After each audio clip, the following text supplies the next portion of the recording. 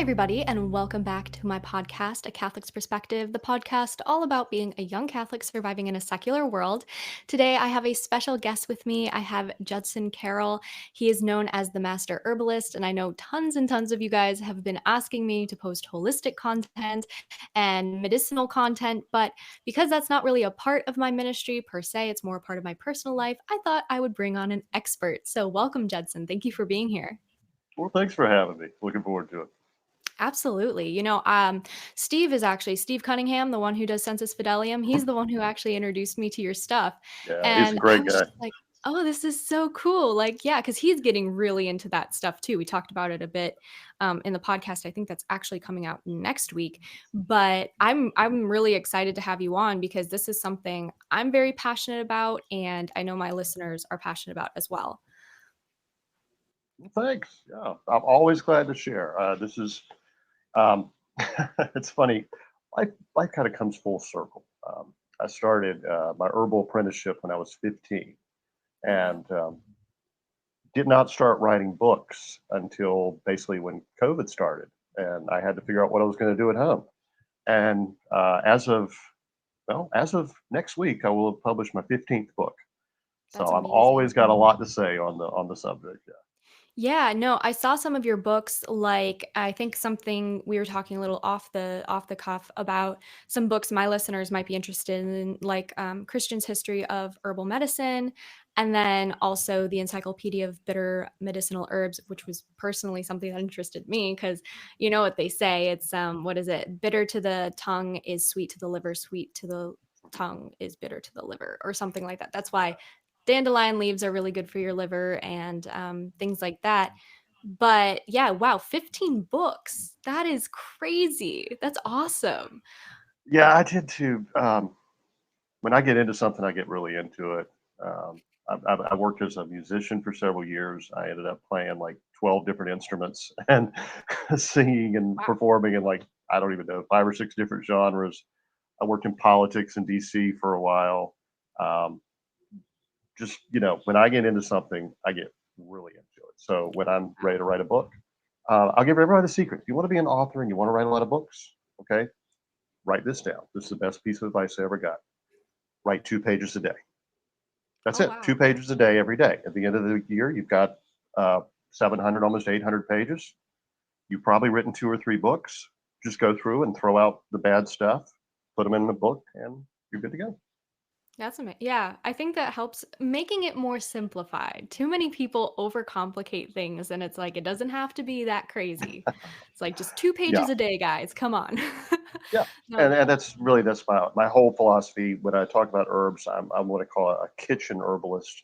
I'm not a clinical herbalist. I don't diagnose people and put together all these. Like I studied traditional Chinese medicine for about 10 years. I do not do traditional Chinese medicine formulas because they are far too complicated. fair. I use the really the Germanic, the German folk medicine style is much more to my liking, and the Appalachian herbs that I grew up on is sort of a mix of Scots Irish and English and Cherokee and Catawba Indian, and we're teas and tincture people, kind of shotgun formulas, and I keep it really simple for everybody. Father Nape was a great German herbalist. He was a priest, and he wrote a book called My Water Cure. He was big on bathing in cold water. You may have seen this has been kind of trendy again, right? Well, he Yeah. actually cured his tuberculosis with a combination of cold water baths and herbs. And after that, he wrote this wonderful book, and it became actually the best selling book in the world next to the Bible. It was Wow. probably the first book ever counterfeited, actually, to put out fake copies of it. Wow. But his whole system of herbal medicine, he said he wanted men to learn to grow herbs in the garden. He wanted women to learn to identify herbs in the wild, men and women both. But really, the mother was supposed to handle the kitchen apothecary, like a little Mhm. cabinet of drawers where she keep all the herbs for the tea. But the main thing was to get the kids out there and teach them to identify the plants. And he did not believe in pharmaceuticals very much because they didn't help his tuberculosis. Of course, this is 1890s. You got to take that with a Right. grain of salt. But it was to be family medicine practiced at home. And I guess 30, 40 years, yeah, about 40 years after Father Nape came Father Johann Kunzel, Swiss herbalist. and he was actually practicing the same style of German folk medicine. And it was sort of the beginning of when the Nazis were taking over, and they were really starting to like regulate medicine and such.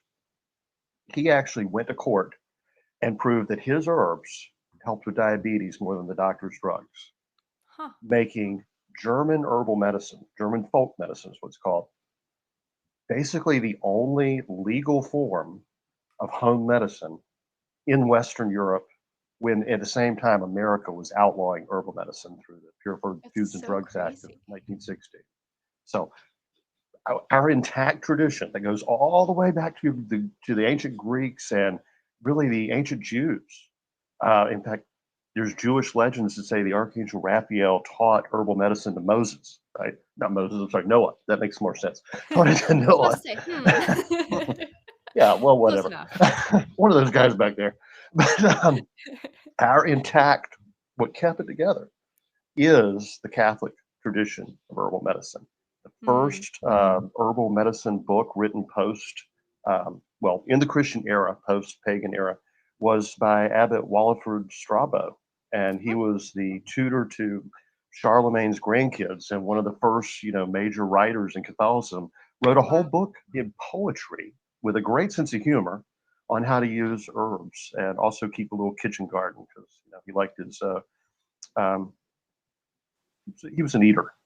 Wow. That's amazing. I think I was raised by a very holistic mother who made her own tinctures and ointments and everything. And every single time I was a teenager and I was just like, Mom, you don't know what you're talking about. I'm just going to go get some Tylenol for my flu symptoms, whatever. Never worked as well as what my mom gave me, which was usually garlic, onions, oregano, basic things that are so common in households today that you would never think have medicinal properties.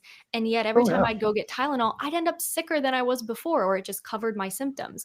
And that's not to be like promoting it as in, like, oh, yes, I'm a herbalist. I sell all these things. So buy from me. No, for real, I would be a teenager.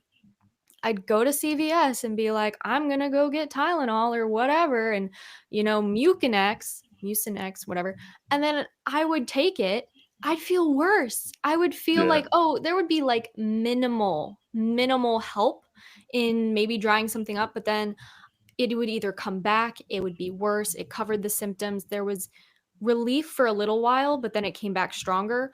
But if I did steaming with an onion, if I made, if I ate a clove of garlic, if I took oregano oil, stuff like that, that actually worked. Now, don't take all of those mhm, things on an empty stomach like my husband did the yeah. other day, but but they do Especially work. oregano oil.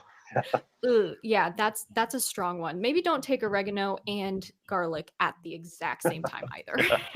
Well, and also, if you really want to get the full benefits of the garlic, crush it and let it sit in the air for a little bit, let it oxidize a little bit, and Oh, it's really interesting. Like some types of garlic that'll mellow it out a little bit. Some it actually makes it stronger. So interesting. yeah, you got soft neck garlic and hard neck garlic, and you got the big elephant garlic. They tend to be the most mild. But yeah, so like the Ashkenazi Jews, which they were in the area sort of around Ukraine and Poland and parts of Germany going up the river. Okay. Um, Yeah. their like central part to their herbal medicine is garlic and onions. They credit garlic and onions with their survival, honestly. But Wow. greatest herbalist of all time, Saint Hildegard von Bingen. She said she was taught herbal medicine by the voice of the living light. And later writers tried to say that, she was just using Greek medicine.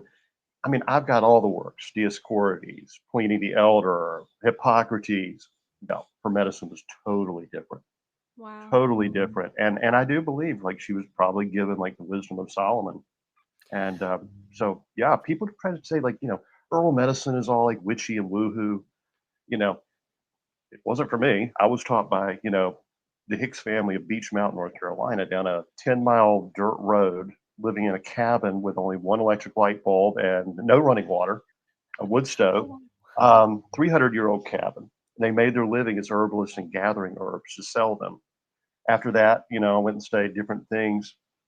And then coming back to the whole German tradition of folk medicine, I find wow. it's very Catholic. And it's I mean, and so much great Catholic herbalists in pre-Reformation England. John Mm. Parkinson was the king's herbalist. He was so good that he was one of the few Catholics allowed to remain in service to the king without renouncing Catholicism.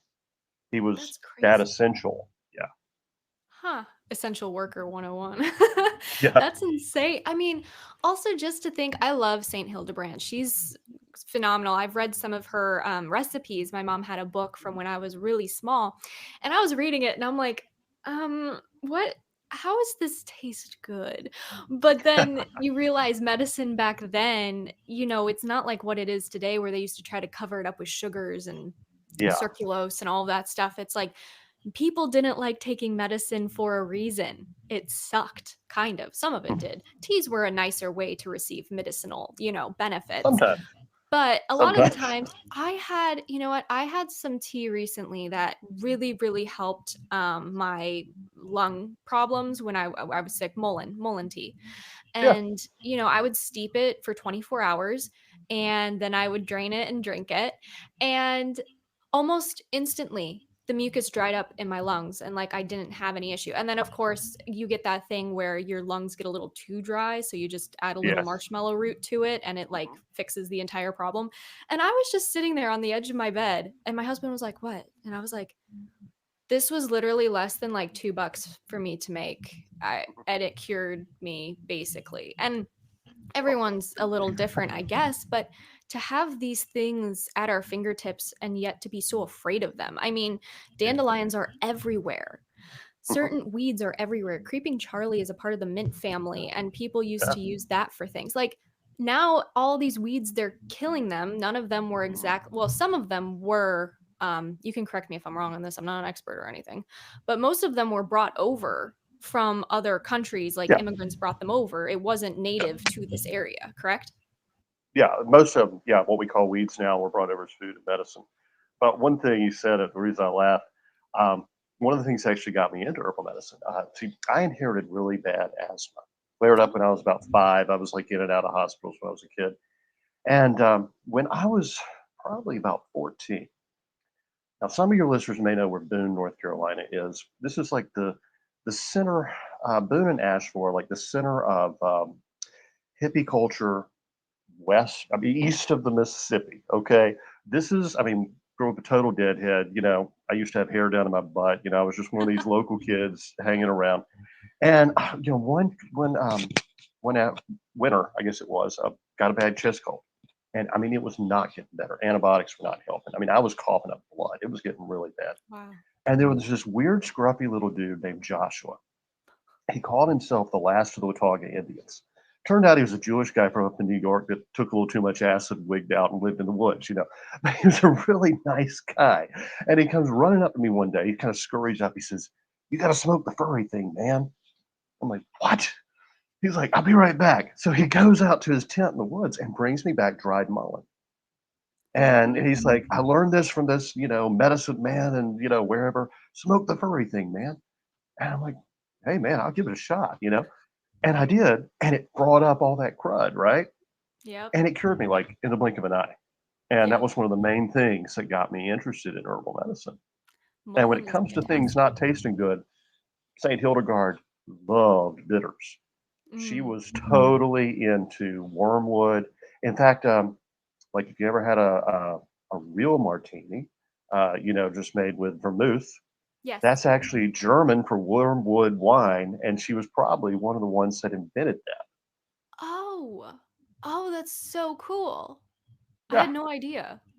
I know. Are in alcohol, is that where bitters come from? Like when they add bitters to alcohol, is that what it Well, is? Was it you could supposed to be make medicinal? a tea bitters, obviously, but yeah, if you make an alcohol tincture, an alcohol extraction of any bitter herbs, it could be dandelion, as you mentioned, it could be sage, can be very bitter in some forms. But yeah, wormwood, mugwort, calamus is very often used.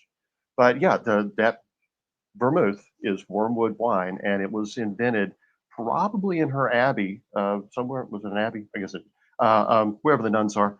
Around 1080 AD. And of course, now we just think of it as a mixer for traditional martinis. And of Yeah. course, everybody now wants one of those sweet, like nasty things. And it's even Yeah. hard to even order a real martini anymore.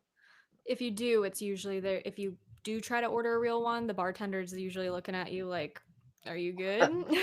Giving you the side eye. Yep. And also the gin. Gin was invented by the English. Actually, people have been infusing juniper in alcohol. I mean, going, Father Nate recommended that. St. Hildegard recommended that, right? Okay. But when the English started going into the colonies and such, they started encountering malaria and different viruses and such. And of course, they had a problem with scurvy because they weren't getting enough vitamin C on their ships. That's why they called Right. limeys. They took limes with them. So they started coming up with these cocktails, right? Well, gin with juniper infused in it gives you vitamin C and it has antiviral properties. And then actually, the Jesuits discovered quinine, I Mhm. think in Panama, if I'm not mistaken. Is that right? Peru. It was in Peru. And they Oh, so found that if gin they and infused tonic. quinine, yeah, Mm, you just said it. They invented the gin and tonic. And that's that's why it's like crazy. the national drink of England. So it was so basically the gin and tonic was meant to be a medical, basically, Yeah, to cure prevents you from scurvy. getting malaria. Yeah. And yeah. Wow. Isn't that so funny how things we order just normally every day, like my husband makes a gin and tonic probably 3 times a week, and he'll make me one sometimes and I'm like, "Oh, this is great." You're like, "Yum." And you don't realize that actually there are okay, I will say it does depend on the type of alcohol you get though, because Mhm, I do believe that the quality of alcohol does depend on the medicinal benefits you get. But if it's a good mhm, quality alcohol, I think, the medicinal benefits are better. But some people go and get like, they're just like, oh, wine has medicinal benefits. And I'm like, oh my gosh, what kind of wine do you drink? Barefoot? yeah. No, sweetie, that's sugar. Yeah. Yeah. That's not it. That's true. Yeah. But oh, yeah. There's so many. But I mean, you can go back to like the first cookbook we have in Western America, Apicius's Roman cookbook, and they have all these herbal infused wines, and a lot of them are very medicinal, but they're all very sweet with honey. You can tell the Roman palate was, really toward the sweet side. And so Right. I've been kind of experimenting because I don't have much of a sweet tooth myself. I'm more of a savory kind of guy. And I've been kind of experimenting with some of those old Roman recipes, kind of backing off a little bit on the honey. I mean, they used fish sauce like you'd have in Thai cooking or something, and Ew. they call it garum, and it's like funky, kind of umami. You put it in there with some olives and mushrooms, and it's like, wow, this is not something I would have ever thought of. But Is it good? some of the recipes are really good. Ancient Roman food is actually more like Chinese food than it is Italian food. That's They interesting. use tons of spices, cloves, and black pepper, fish sauce. They had a sort of almost a soy sauce that they made. Mm. They used all kinds of just interesting herbs, bitter herbs to counter sweets. With a lot of Chinese food, they'll balance like the sweet, the savory, the umami, and Yeah, all that. like orange That was really the chicken and, concept. Yeah, pad thai. and Yeah. so yeah, it's a little sweet for my taste, but mess around with it, it's pretty darn good actually.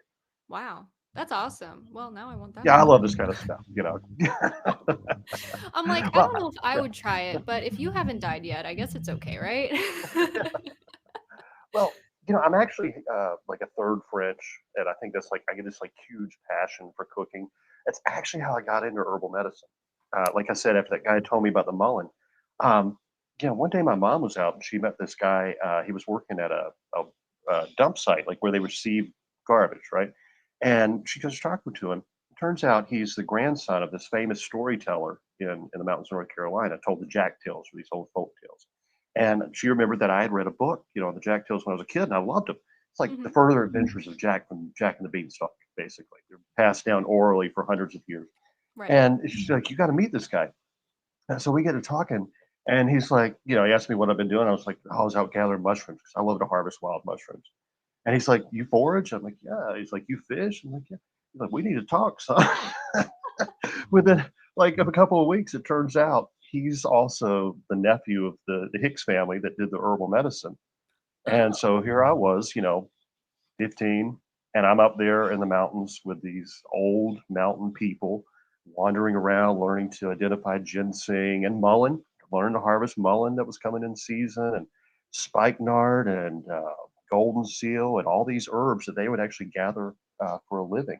But it was food that paved the way because when I was a kid, my family owned a little gourmet imported grocery store, and we had all these like mushrooms and such. Mhm. And after that closed down in North Carolina, you couldn't find anything like that for the next 20 years, you know. Wow. So when I was like 13, I went to the library and got an Audubon field guide to identify mushrooms. And I just went out on my own and started picking wild mushrooms. And amazingly, I didn't die. Especially with mushrooms. I mean, that's the one Especially. thing. Yeah. I You could have gotta be picked really anything careful. else. Some look so Yeah. much alike that are, like, poisonous and okay.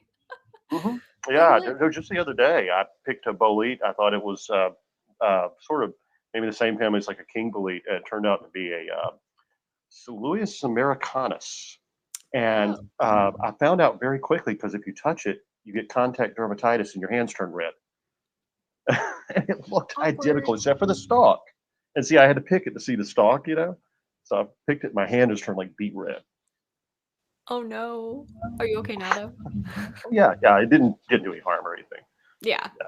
No, it's interesting too because, like the stories you say, how like these moments just kind of brought you into herbalism and things. Were there any moments where you questioned it at all and were like, "Oh, is this actually real or not?" Like Oh what yeah. really solidified your interest in this that you decided Okay. to write books on it and everything? Yeah. So like I said, when I did my herbal apprenticeship, um, I was studying traditional Chinese medicine, doing qigong and tai chi and all that stuff. You know, I was actually the youngest hatha yoga instructor in North Carolina. Um, I don't practice any of that anymore. But Hobby, uh, but. so when I was about 20 or so, I was working a job. I was unloading a truck, and a case of cast iron furniture fell on me. And I kind of caught it in midair and turned and sat it down. I'm actually kind of a big guy. I'm like 6'4" and 220 when I'm lean. And so I just caught this big case and I sat it down.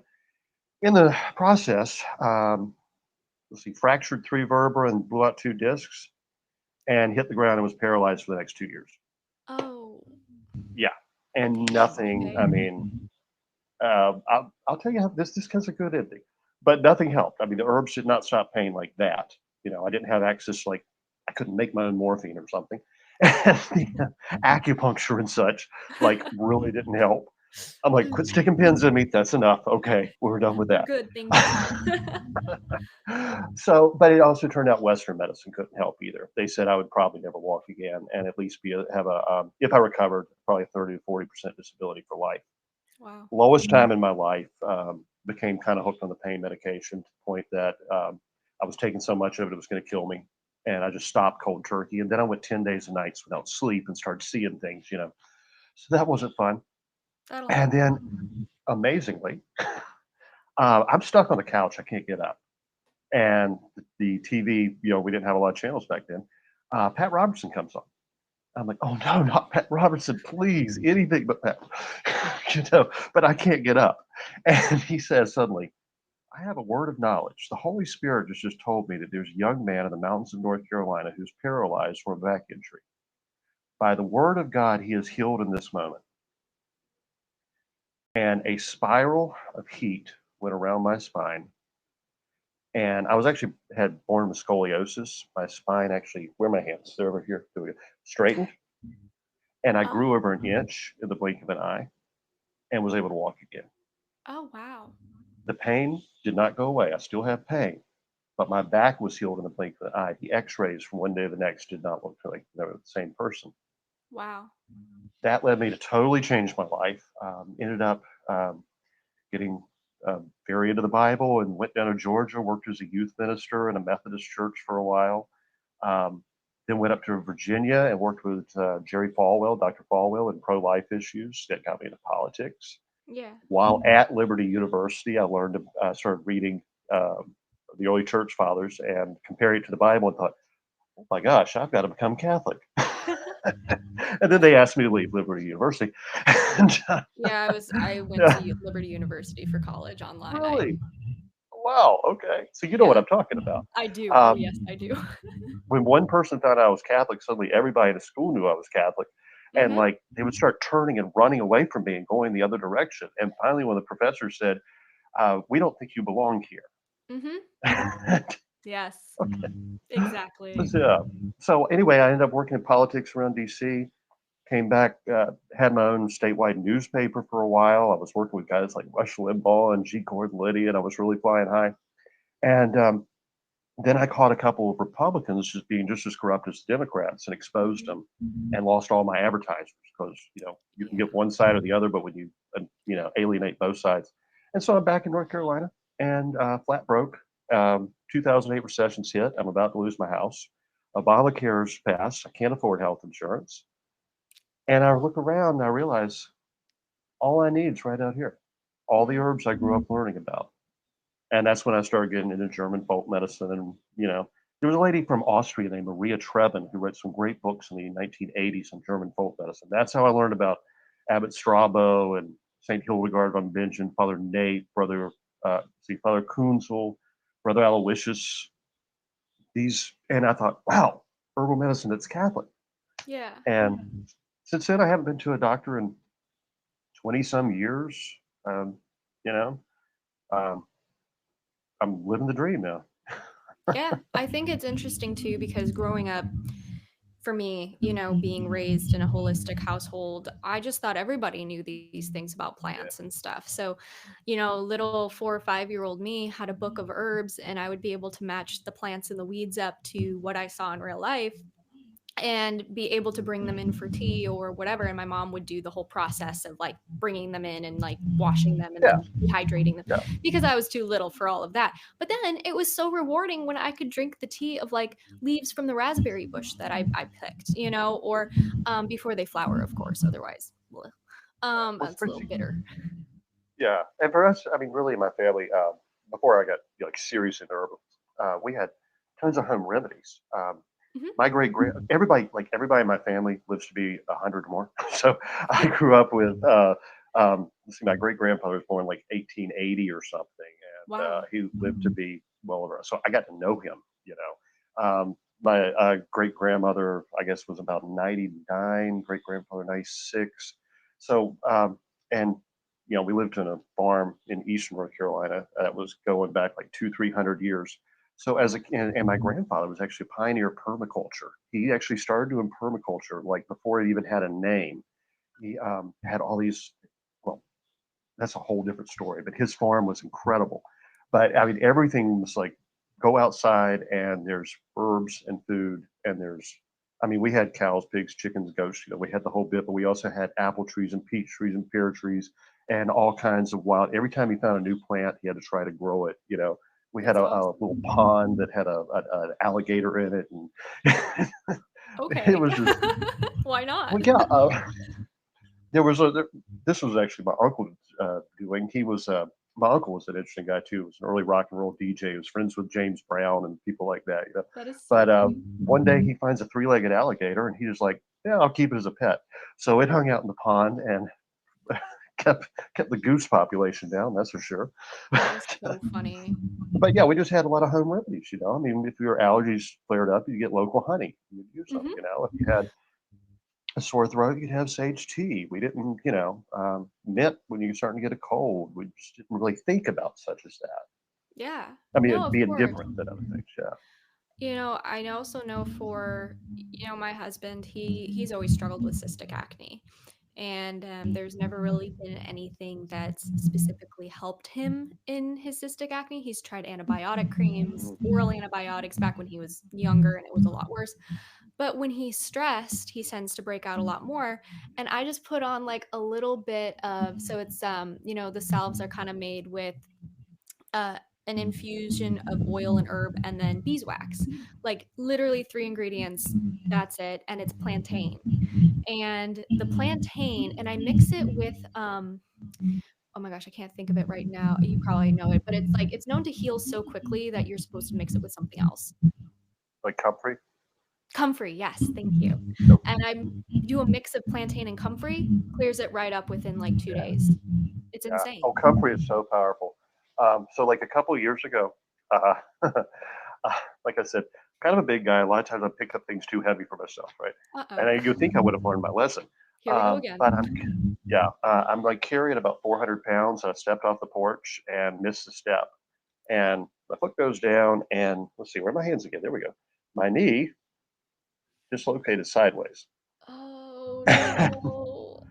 I dropped Oh, everything. I got on the ground. I snapped my knee back into place and crawled into the house. And I mean, my knee swelled up about the size of a volleyball and was completely black. And you. I got some comfrey salve, started putting it on there. And it took a while and it hurt real bad. But I started taking this, putting that comfrey salve on there and taking a few anti inflammatory herbs and different things and taking comfrey internally. Now, some people say don't take comfrey internally. Here's the deal: if you have a family history of cancer, because comfrey promotes cell growth, it Mm, could potentially cause a tumor to grow. I see. So that's something people always ought to look out for. Our government says don't take comfrey internally whatsoever. I don't worry about it too much, but I don't have a family history, so I'm just saying that. Right. And I never give people medical advice. I'm not a doctor, None of us standard are. disclaimer. Yeah. So I start putting this on, and within 6 weeks, I'm pretty much walking normal again. Now, it took several months to heal, right? A friend of mine who's a beaver trapper was out trapping and did the exact same thing. He went down a ravine, blew his knee out. Oh He my goes in gosh. for the standard routine. They're draining fluid off. He's having, I don't know if he actually had surgery, but he was doing the um, uh, physical therapy and he's taken pharmaceuticals. 6 months pass and he's still on crutches.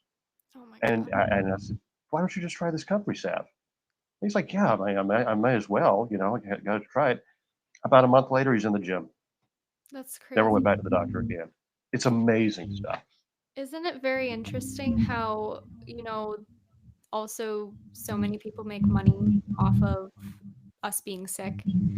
Like, I feel like that's such a common thing that goes around these days, but every single time I was, given a prescription or something by a doctor, not I never took it, but I would see what the prescription is for, like anti-inflammatory, this or that, and I'd be like, "I'm just gonna take some turmeric," like, "I'm just gonna take some Yeah. ginger," whatever. And I would have friends who were on the same thing, the prescription or whatever, and they would have to, like, up their dose. Their body would get used to it. They'd feel sicker, their side effects, etcetera. And I would be like, "Yeah, no, I'm good, thanks." Like, the only thing I take now, potentially that's, like, harmful is, like, ibuprofen if, Mhm. like, nothing else is working and I need instant relief for cramps, but that's Yeah. it. And it's, like, one Yeah. day. But even then, it's like turmeric and stuff usually does the trick. Yeah. Have you tried, why am I blanking out on this? Cramp bark? What's it called? Cramp bark is the common name, and I'm sure everybody that's listening is just like shouting out the name right now. It's such a common herb. It's going to come to me at some point. Really, really good for cramping. You may be able to get off the ibuprofen. I'll Okay. send you a link to it. Viburnum. Yeah, Okay. viburnum. Send that Viburnum. to me, please. Yeah, viburnum's a real common plant. It probably actually grows in your region. It only grows where I live in the mountains of North Carolina. It's a little more cold weather plant than everywhere else in the south, but it's in the same family as our native like haws, black haw, red haw, berry Okay. producing. But viburnum's the strongest. It's also called cornelian cherry. Powerful antispasmodic, and it's called cramp bark because that's what it's mostly used for. Okay. But Yeah. yeah, skullcap can work for some people, but actually, when I'm out like teaching or doing plant walks or something, I always keep a little tincture of viburnum in case there's a young lady out that needs it. It has never failed to do the trick. Yeah. No, that's awesome. Yeah, I didn't even know about I've been literally researching so long. That's why people have to get together because stuff like this is old secrets. I mean, you said like your family's been doing this for centuries. One of your family members we were talking off the cuff was a part of the Declaration of Independence. So this is okay. Um, Charles Carroll, only Catholic signer of the Declaration of Independence. He's like literally owned Carroll in Maryland, and it's the reason Maryland was like the only place in America Catholics were allowed. And the reason is he was the richest man in America. He literally funded the Revolutionary War, and so they had to let him in, even though all the other signers were members of the Masonic order. They didn't have a choice. Without him, they didn't have guns for their army, right? Um, he, if I remember correctly, and I'm not a real detail oriented person, his nephew became the first Catholic bishop of the United States, and his brother was the president of Georgetown University. Mm. And so, like, his great nephew came to North Carolina about 1860, where it was still illegal to be Catholic, and you weren't allowed to own land or vote if you were Catholic. You had to sign the oath renouncing Catholicism. And I guess they eventually did and married, into Protestant families and ended up founding a bunch of Baptist and Presbyterian and Pentecostal churches even. But his son became fairly prominent in the Civil War. He served there and then opened a school. And so even when we couldn't, it's kind of interesting. Even though I was brought up Protestant, we were not very Protestant in our beliefs and practices. We kind of had the cultural thing going, Mhm. even like there's nothing about me that's charismatic. Hopefully, Right. I'm charismatic in the other use of the term, but I mean charismatic in speaking in tongues and all kinds of stuff like Right. that. But yeah, had that was the Irish ancestry, a lot of French. General Francis Marion was an ancestor, Creole even. Some of my family came up from the island of Guadalupe, so we've got a little Okay. Creole influence, which I think really influences my cooking and my taste. But I think we got a little folk medicine from there. It's weird. North Carolina is an odd place. I mean, even in like the 50s, you go to places in the mountains where people only spoke Gaelic. You could go to places on the coast where people only spoke French, really until True. public education forced everybody to be homogenized and everybody got television. Um, Yeah, there's yeah, that. I mean, I grew up like right beside the Lumbee tribe in North Carolina, 50,000 Native Americans. And like my great grandmother was probably Lumbee, but she would never admit to it. And the only reason, the only reason we really know this is because she used their language. She had words for Right. like coffee that was, she'd call it Ellick. That's the Lumbee word for coffee. Or she'd say, don't mamick it up. That meant don't mess it up. But that's, you know, No, I love and that. she I had a lot of know remedies, for no, for sure. When I think that's honestly where a lot of my mom's um herbalism kind of came from was the Native American tribe. We were a part of the Eastern Delaware Nation for a while when I was a child. And I have an Indian name, Wambre Luta Chisnawian, which means little red eagle in Wow. whatever language that is. Yeah. And I don't really talk about it all that often because, Native Americans, paganism, blah, blah, blah. But there was a part of it where it's like they taught us a whole lot about how to use the earth to heal yourself. And obviously, as Catholics, we believe it through, God heals us through the things he created. Not everything is a god or anything like that. But there are so many people that still latch on to the pagan side of things and like, oh, well, witches use potions and this and that. And I'm like, yeah, but that's not the intended purpose. Like, that's not the intended use of herbs. People, you look at the moon. You can say witches cast spells on a full moon, but also the moon is a representation of Our Lady in Catholicism. That doesn't make the moon evil. It just means that people can use the symbolism for evil sometimes. Yeah, So, well, that's why I wrote the Christian history of herbal medicine is because especially where I live, like I said, it's like hippie central. We got okay. If you've ever been to Asheville, North Carolina, not right now when it's like totally underwater and flooded out, but normally about sunset, thousands of people come into downtown and have a drum circle the entire night. And that's like it is like the crazy. It's like what they call it the San Francisco of the East. wow. So we got a lot of witches and Wiccans and such up here, and really, I mean, not all of them are bad people. I interact with them, quite frequently, whether I know that's who they are or not.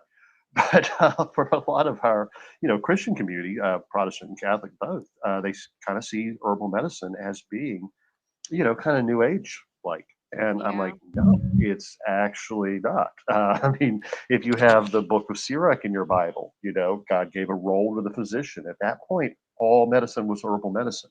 All Mhm. medicine was herbal medicine really until about the 1920s, except for what we would call toxicology now, where they were using like mercury Right. and different things like that. And even that was invented by a very Catholic, interesting figure, Theophrastus Bombastus Paracelsus von Hohenheim. his his father was the physician at was it Einsiedeln, something like that. It's a little parish in Germany that was actually under St. Hildegard's patronage and Oh, was helped funded by it. Um, Einsiedeln, something like that. Anyway, his father was he used all the herbs, right? And Paracelsus was a sickly little boy, and he took him out and he showed him how to gather the herbs and how to treat the people because it was actually sort of like a place where people would come for healing, sort of like a spa okay. kind of thing. And he goes on, he's a brilliant, short, pugnacious, arrogant little guy that makes enemies everywhere he goes. I mean, you could tell by that name, half of those, he called himself that. That wasn't his given name. And so he ends up incorporating German and Swiss herbs into medicine, which was not done at the time. Oh, Everything had to be done in Latin and it had to be using the Greek formulas, the Roman stuff from like Dioscorides. So the guilds of doctors at the time start putting a warrant out for his arrest and accusing him of alchemy and witchcraft. And he ends up like running for his life, and he'd go here and like heal a king and then have to escape. He's the one that started introducing like mercury and heavy metals in probably as like chemotherapy type drugs. interesting. And interesting guy. And if you look him up, all you're going to find is like new age stuff about him because a lot of people wrote books on alchemy using his name because it was a famous name. He actually is buried at a Catholic cemetery where they have a statue to him and is Hmm. famous for saying that he rejected Protestantism because he would not burn with Luther. Wow. That's so interesting. And it Don't you love also that? just goes to show how like history can be so twisted over time. And for real, the Catholic Church is the only one that holds truth, not just, in light of other religions, but also in light of history. Like we're the only ones who actually document it unbiasedly. Yeah. And, like looking at Catholic England. I mean, there were so many wonderful medical universities there and such great botanists and all kinds of stuff like that. In the Protestant so called Reformation, they basically slaughtered all the Catholics and confiscated their land. Right. The easiest way for like somebody from the middle class to become like a successful doctor or something was to accuse a Catholic of witchcraft. Oh, That's where a lot of our thinking herbalism is mixed with witchcraft comes from. Uh, yeah, in fact, a lot of that happened. And one of the best Protestant English herbalists was Culpeper. And he was always accusing people of witchcraft. And then it came back to bite him because, sort of like Paracelsus, he translated the Latin apothecus books into English and the guilds went after him and accused him of witchcraft, and he was suddenly on the outs with everybody. But yeah, wow. I mean that's. But the other thing is like the brewing of beer. Women used to brew the beer, and they were called beer mistresses, and they'd wear pointy black hats. And when the beer was done in a big cauldron, they'd hang a broomstick over the door. And so that's kind of where we get the idea of what a witch looks like. And if she brewed some bad beer and it made you sick, you'd say she put a spell on you. So Interesting. yeah, and Huh. especially a lot of the herbs they use. Actually, St. Hildegard von Bingen is the one that introduced hops in beer brewing. But before then, they used things like henbane and Murica Gale and like the American equivalent to Jimson weed. Oh, wow. And so you could definitely see something flying around in the air and demons chasing you if you drank some of that bad beer. Yeah, I mean, ooh, a little hallucination Exactly. there. I mean, they use mandrake. Mandrake's also with the same family as belladonna and Jimson weed and all that. And they said, and, okay, according to legend, you had to find it. You couldn't look at it once you saw it. You had to like speak softly as you walked up to it, and then tie it to a dog, and then chase the dog away. So it would pull up the root. So you never saw it when it was coming out of the ground, and it would scream as it was being pulled out of the ground. So that's how hallucinogenic mandrake is. Oh And my, that's European mandrake, not American mandrake, which we actually call mayapple, two very different plants. right. No, that's so funny because all I can think of is that scene in Harry Potter, which I'm not a Harry Potter fan at all, but where they're pulling the mandrakes out and the mandrakes are just screaming. Yeah, I mean, and, there's probably total legend, but I mean, you can understand if people were putting this stuff in their beer. Well, especially for the time too. I mean, there were so many things that weren't explained about like the properties of certain herbs and things. There weren't scientists experimenting with these different herbs to see what caused it or whatever. So it makes sense for the time that they would be like, taking these precautions and being like, all right, Yeah. the dog can deal with it, not me, thank you. And of course, people could misuse such as that. I mean, you can use, certain psychoactive plants to manipulate another person, put them in a catatonic state, like the zombies in Haiti. I mean, that's an herbal potion essentially that's used to put them in that state. And Right. well, there are a lot of different. So, I mean, some of our lore when it comes to like witches and all that is really a lot of it's anti-Catholic mythology, actually, but some of it's actually bad people trying to manipulate people, Yeah. and yeah, and that's true in probably every culture. Yeah, I mean, at some if there's a means to be able to manipulate somebody, anyone will find the opportunity to use it, I mean, evil people will do evil things. You can't necessarily stop them. So, Yeah, I mean, even in like Native American. So I told you about the Lumbee tribe. There's a certain plant, I'm not going to name it. It was actually used and made a strong decoction and put on a certain body part that when you were with the person of the opposite sex would make them like enslaved to you. And interesting. yeah, and that's actually what at one point was made illegal. And, anyway, very interesting stuff. So That's so it could be just, like Lucretia Borgia trying to poison somebody, or like probably Rasputin used various herbs to influence the Russian czars, and yeah, yeah. No, it's crazy to me how people have always found a way to use things no matter what they are to either manipulate or use them for evil, even though the thing necessarily is not evil in itself, it's not intrinsically yeah, evil. And yeah, yeah. no, And I don't think forget, yeah. I mean, like you could get herbal information from the Archangel Raphael, but the demons used to be angels too, and they know stuff as well. And it's really interesting. I was looking the other day, popped up on the TV a picture of Rasputin. I thought that looks like Charles Manson, and I pulled up their pictures and put them side by side. And you look at those eyes, I got a feeling those guys had the same demon. Awkward. But it's so, it really is in the eyes though. When you look someone in the eyes, you can truly tell if they are evil or not. And the person themselves, like the human being is not evil. We were made good, but we can do evil things that make us bad, basically. And you can see the effects of sin when you look into somebody's eyes because it's just crazy deranged. You get almost uneasy around them, not because you're like, oh my gosh, an evil person, but there's something unsettling about their eyes where you can truly tell they're being tormented by a demon or by their past choices. Um, and it's really startling to see in person. I've only witnessed it in my own life when I go to sidewalk counseling outside of abortion clinics, when I'm trying to not dialogue with the escorts, but they're screaming at us and we're just standing there, and that is when I have truly seen, I want to say evil, really. I mean, we see it every day on the news, but that's when I've truly witnessed it in person myself. Um, anyways, but going back. But yeah, I just think in general, people need to have more of an open mind about herbalism and holistic medicine and not view it as what people are trying to push on TikTok and stuff about it being witchcraft and these things and stuff. Sure. Plants are created by God. They're used for good, they're used for healing. Yeah.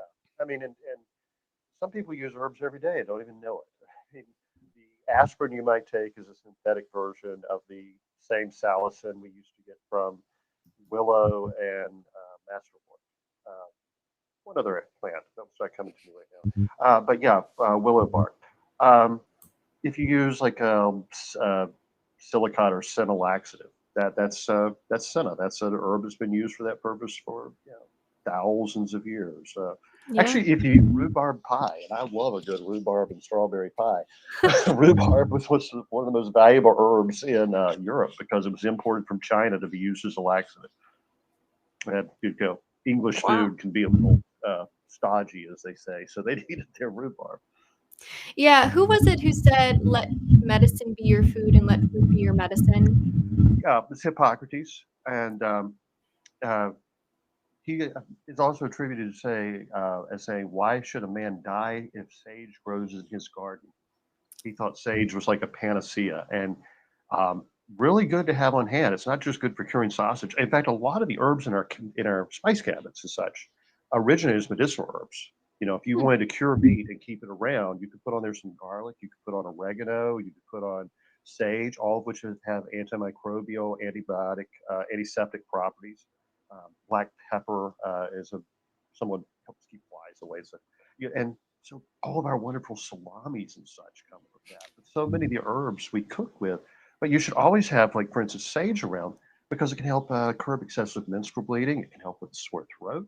Um, hmm. and I mean, just about everything in the spice and herb cabinet is also a medicinal herb. And that's where I often like to get people to start learning about herbal medicine is what they already have on hand, what they use. And the next step, I always say, now walk outside and look at the trees because almost every single tree has medicinal qualities. A pine tree can absolutely save your life. It can stop bleeding. It can, I mean, like people think, oh, sore throat, that's no big deal, right? But if the tissue gets boggy and it won't contract, you can choke to death. Right. So yeah, but one of the other stupid things I did have done before, I was my mom's dryer tore up, so I went and got her another dryer. Didn't have anybody help me, so I just had to put it on the back of the truck. And when I got my pickup truck, when I got back to the house, I got a dolly and I got it down. I got it on the dolly, start pushing it in. I'm going upstairs, and it shifted. And the dolly kicked back on me and fractured my shin and split my leg open. And so, being a guy, I just like wrapped some duct tape and a paper towel around it and put the dryer in, installed it and everything. And then I'm like, well, now I got to deal with this. I'm away from home. What can I do? All right, I got to stop this bleeding because it's in a low part of my body. It just won't stop bleeding, right? So cayenne pepper would have been actually my go-to as a first aid. Cayenne will stop bleeding. You just sprinkle it in there. It's wonderful. Didn't have any, but I was down in Pinehurst, North Carolina, where they got a bunch of pine trees. So I went Oh, outside, wow. got some pine pitch, and crumbled it into the wound. In 5 minutes, it stopped bleeding.